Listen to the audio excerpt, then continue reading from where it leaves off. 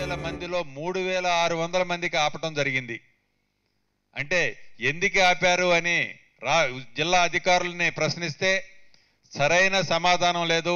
ఈ రకంగా ఉదాహరణకి కొత్తగూడెం పట్టణం రాష్ట్రంలో అనేక ప్రాంతాల్లో ఈ రకమైన ఇబ్బందులు కష్టాల్లో ప్రజానికం ఉంది. రైతుల విషయానికి వస్తే వడగళ్ళ వాళ్ళలో ప్రత్యక్షంగా నేను కరీంనగర్ ఖమ్మం జిల్లాల్లో చాలా ప్రాంతాల పంటలు చూశాను. నేనే కాదు, ప్రతిపక్షంలో ఉన్న అన్ని పార్టీలు చూశాయి. అధికార పక్షంలో ముఖ్యమంత్రి గారు కాకుండా కొంత మంత్రులు కూడా పరిశీలించారు. ఎవరు పరిశీలించినా ఏమి చేసినా ఈ రోజుకి ఏ ఒక్క రైతుకి కానీ ఏ ఒక్క రైతుకు నష్టపోయిన ఒక్క పంటకు కానీ ఒక్క రూపాయి ఇచ్చిన సందర్భం ఉందా అని క్వశ్చన్ చేసుకుంటే ఏ ఒక్కడ కూడా ఏ ఒక్క రైతుకు కూడా ఒక్క రూపాయి ఇవ్వలేదు అన్నది నిజం. అదే దివంగత నేత రాజశేఖర రెడ్డి గారు ఉన్నప్పుడు వరదలు గోదావరి పరివాహక ప్రాంతాల్లో వరదలు వస్తే అకాల వర్షానికి రైతు నష్టపోతే ఏదైనా విపత్తు సంభవిస్తే మొట్టమొదటిగా కులాలకి మతాలకి ప్రాంతాలకి అతీతంగా నష్టపోయిన ప్రతి ఒక్కళ్ళకి నష్టపరిహారం ఇచ్చిన తర్వాత మంత్రులు కానీ ముఖ్యమంత్రి గారు కానీ పర్యటించేవాళ్ళు. ఈనాడు వర్షం వచ్చి సుమారుగా 1 నెల కావస్తున్నప్పటికీ ప్రాథమిక అంచనాలు కూడా ఎంతవరకు తయారైనో నాకు డౌటు. ఒక్క రైతును కూడా రైతుకు కనీసం భరోసా ఇచ్చే పరిస్థితిలో కూడా లేదు. ఏదో ప్రతిపక్షంలో ఉండి మేము విమర్శించటం కాదు, ఈ రకమైన తెలంగాణ బిడ్డలు కోరుకోలేదని అయితే మటుకు స్పష్టంగా చెప్పగలుగుతాను. తెలంగాణను కోరుకుంది ఏదో సెక్రటేరియట్ని కూలగొట్టి ఇంకొక దగ్గర కట్టడం, 108ని పక్కన పెట్టడం, విద్యార్థులకి ఏదో కుంటి షాకులు చెప్పి ఫీజు రియంబర్స్మెంట్ చేయకపోవటం, 108 కానీ 104 కానీ లేకపోతే ఉచిత విద్యుత్ విషయంలో కూడా మొదటి సంవత్సరం ఫెయిల్యూర్ అయింది. ఇప్పుడేదో సరే బయట నుంచి పర్చేజ్ చేసి కమర్షియల్గా దాన్ని మంచి రేటుకి వైబుల్ రేటుకి అమ్ముతున్నారు, సంతోషం. అదే రకంగా బడ్జెట్లను ప్రవేశపెట్టారు 2004-05 ఆర్భాటంగా 1,00,000 కోట్ల పైగా ప్రవేశపెట్టారు. తీరా దాన్ని ఖర్చు కానీ వచ్చిన ఇన్కమ్ సోర్స్ కానీ 60-61% కంటే దాటలేదు. అదే రకంగా 2005-06 కూడా అదే రకమైన ఫిగర్స్ చూపించారు తప్ప ఇన్కమ్ సోర్సు రాష్ట్రానికి అంతలేదు. ఏదైతే సర్ప్లస్ రాష్ట్రంగా చెప్పుకోవటానికే పనికొస్తుంది తప్ప ఆంధ్రప్రదేశ్ రాష్ట్రం ఆశ్చర్య సాధ్యం కాని అనేక వాగ్దానాలు చేశాను కానీ అదే రకంగా ఏ ప్రాంతానికి పోయినా వాగ్దానాలు చేయటం తప్ప చేసిన వాగ్దానాలు కార్యరూపం దాల్చే దాంట్లో ఈ రాష్ట్ర ప్రభుత్వం ఇప్పటికి పూర్తిగా విఫలమైంది.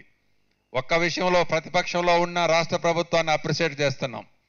మిషన్ కాకతీయ ఏదైతే కార్యక్రమం ఉందో మిషన్ కాకతీయాన్ని చిత్తశుద్ధితో చేస్తే మంచి కాన్సెప్టే.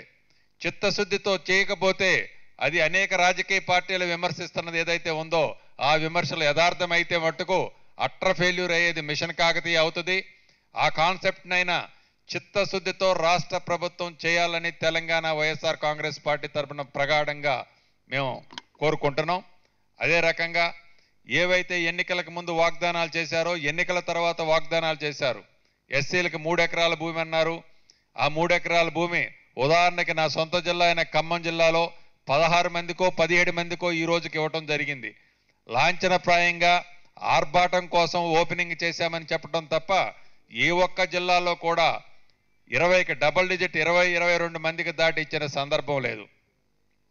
3 గదుల ఇళ్ళు దానికి వచ్చేస్తే ఏదో పేరు మార్చి ఆర్భాటంగా ప్రకటనలు చేయటం తప్ప సంవత్సరం కావస్తున్నా ఈ రోజుకి గృహాల విషయంలో విధి విధానాల్లో మనకి ఇప్పటికీ స్పష్టత లేనప్పుడు రాష్ట్ర ప్రజలకి 1000 కళ్ళతో తెలంగాణ వస్తే బంగారు భవిష్యత్తు ఏర్పడుతుందని ఎదురు చూస్తున్న తెలంగాణ బిడ్డలకి మనం ఇచ్చే బహుమానం ఇది కాదు అని అయితే స్పష్టంగా చెప్పగలుగుతున్నాను.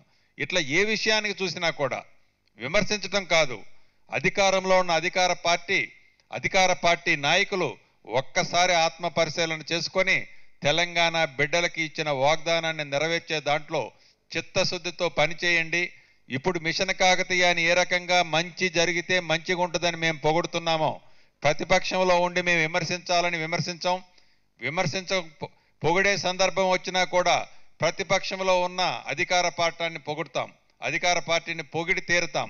కానీ విమర్శించేటప్పుడు కూడా తెలంగాణ బిడ్డలకు చేసిన వాగ్దానాలన్నీ నెరవేర్చే దాంట్లో మీరు నెరవేర్చకపోతే విమర్శించే దాంట్లో కూడా ముందంజలో ఉండేది కూడా వైఎస్ఆర్ కాంగ్రెస్ పార్టీ.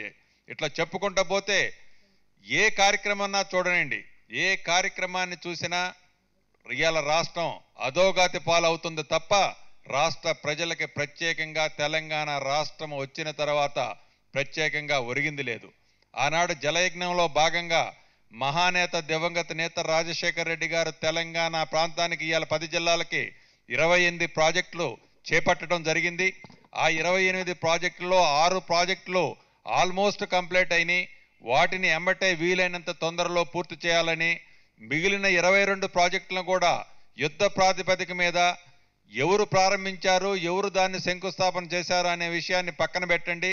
మీ మెప్పు కోసమో మీ మేరుమనం కోసమో ఏదో దానికి పేరు మార్చి దానికి లొకేషన్ చేంజ్ చేసి దానికి కొత్త రూపం ఇచ్చినంత మాత్రంలో ఎవరైతే దానికి శంకుస్థాపన చేశారో, ఎవరైతే దానికి రూపరేఖలు తయారు చేశారో ఆ మహానేతని ప్రజానీకం ఎప్పుడూ మర్చిపోదు. తప్పకుండా మహానేతని మర్చిపోదు. పూర్తి చేసిన మిమ్మల్ని మర్చిపోదు. పూర్తి చేయాలని ఏదైతే ప్రాణేత చేవెళ్ళ హెడ్ పాయింట్ ఉంది, దాన్ని కూడా ఏదో కార్యక్రమంతో కొత్తదనం తీసుకురావాలని మీరు మార్చాలనే ఆలోచన విరమించుకోండి. తప్పకుండా ఈరోజు విస్తృత స్థాయి సమావేశంలో కూడా అనేక అంశాల మీద తీర్మానాలు కూడా చేయటం జరిగింది. ప్రధానమైంది రైతుల సమస్య. రైతుల సమస్య మీద కూడా తప్పకుండా ఈరోజు సమావేశంలో తీసుకున్న నిర్ణయం ప్రకారం అతి కొద్ది రోజుల్లో ప్రకటిస్తాం. వీలైనంత త్వరలో రైతులకు జరిగిన నష్టాన్ని మీరు నష్టపరిహారాన్ని చెల్లించిన పక్షంలో దీక్షకి కూర్చోటానికి కూడా వైఎస్ఆర్ కాంగ్రెస్ పార్టీ తెలంగాణ రాష్ట్ర అధ్యక్షుడిగా వెనకడుగు వేసే ప్రసక్తి లేదు. రైతులకు న్యాయం జరిగేంత వరకు రైతుల పక్షాన పోరాడతాను. రైతు బిడ్డల పక్షాన కూడా ఉంటాం. అదే రకంగా ఎస్సీ ఎస్టీ సబ్ కాంపోనెంట్లు దాంట్లో విషయానికి వచ్చినప్పుడు కూడా మీరు ఇప్పటికి 2 బడ్జెట్లు ప్రవేశపెట్టడం జరిగింది. ఏదైతే 2013లో ఎస్సీ ఎస్టీ సబ్ ప్లాన్ ఉందో ఆ సబ్ ప్లాన్లో ఏదైతే పొందుపరచబడిన పొద్దులకి మీరు బడ్జెట్ ఎలకేషన్లో ఎక్కడా కూడా అసలు పొంతన లేని బడ్జెట్ మీరు ప్రవేశపెట్టారు. ఎస్సీ ఎస్టీలకు సంబంధించిన సబ్ ప్లాన్కి సంబంధించిన కార్యక్రమాన్ని ఇప్పటికైనా రివైజ్డ్ బడ్జెట్ సబ్మిట్ చేసి ఆ ఎస్సీ ఎస్టీలను కూడా ఆదుకోవాలని కూడా కోరుకుంటున్నాం.